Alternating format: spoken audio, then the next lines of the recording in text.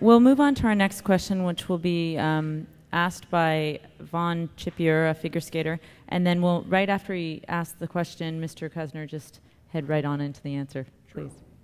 My name is Vaughn Chipeur from Calgary, Alberta. I'm preparing to qualify and compete for Canada at the 2010 Olympics in Vancouver in figure skating. We're mostly all athletes in this room, but we know what it takes. We know that it takes volunteers and coaches and facilities and so much more to make the sports system work and to make a difference in our communities. So who has the best plan to deal with these issues?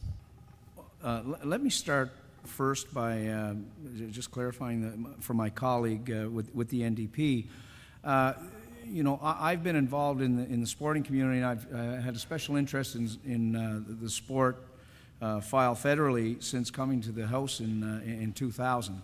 And what I've heard time and time again, and when some of you have made your trip to Ottawa to pitch what's important about sport, it came out loud and clear that investment in facilities to better support athletes and to better support coaches and athletic organizations and grassroots initiatives was an investment in infrastructure. So this is our response to those many years of lobbying, those many years of requests that have come from you, the sporting community, and that's what that $3 billion is about. So I think it's a bit more than nothing in the Liberal portfolio, in the Liberal platform. Again, our athletes, I think that they've done an incredibly. We've witnessed a tremendous amount of success historically through our athletes. I know that when we are able to invest in an athletic program, we are able to create heroes, and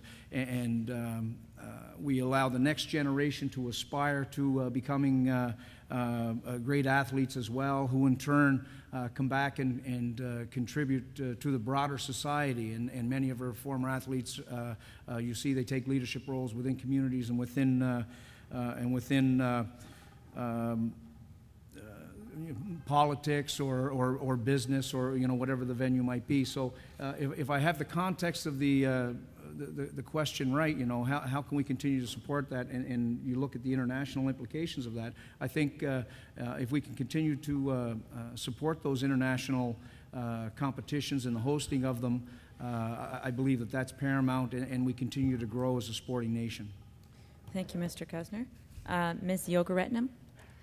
Thank you. I think that an investment in our athletes is an investment in Canadian identity and sharing that identity with the rest of the world in a way that's meaningful both for the citizens in other countries, but is meaningful for the young people in this country as well. And I think, I won't go over the funding announcements that I made earlier, but using that as a framework, investing in our athletes, I think provides a whole range of benefits. It's not just about physical fitness and prestige at the Olympics, although those are wonderful things.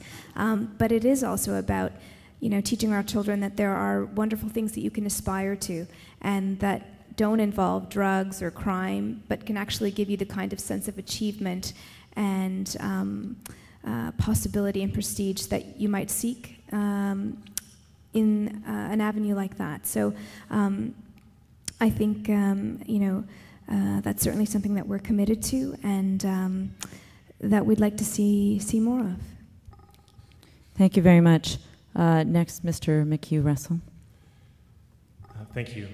I think the best thing that we can do to encourage and develop community participation in sport, to encourage businesses to get involved in sport, is to invest in foundations.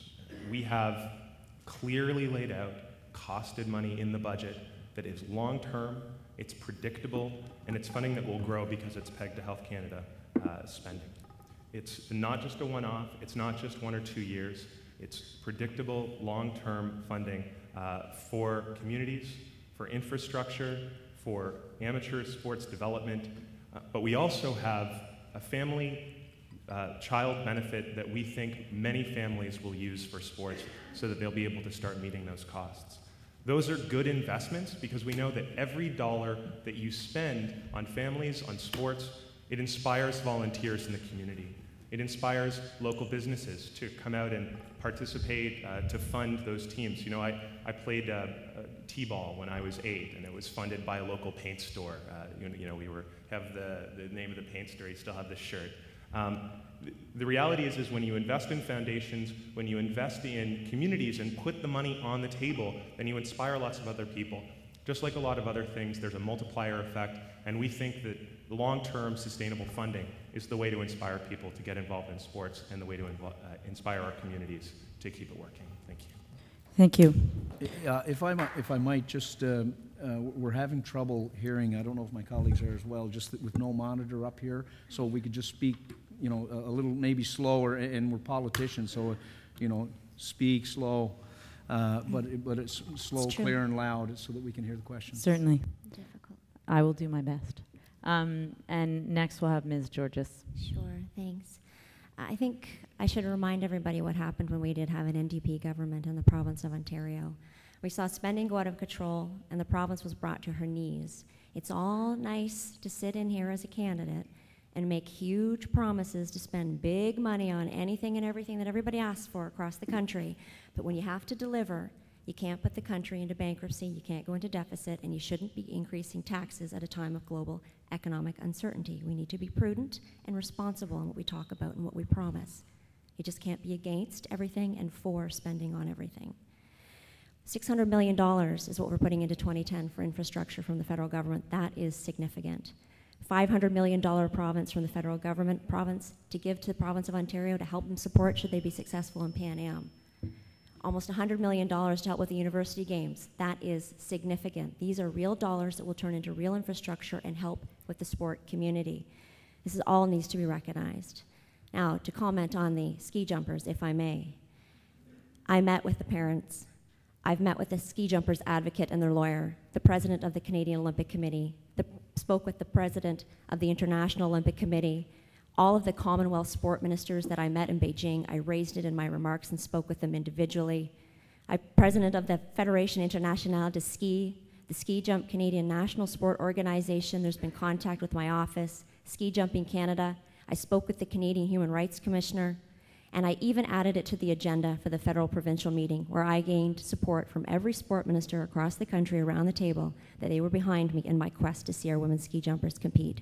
I've been to 20 countries in the past year, and any opportunity I get to speak with any sport minister or anyone that has to do with the International Olympic Committee, I raise this issue. You are not aware of any of the things that I've done, sir, so please do not comment on it. Thank you. Thank you.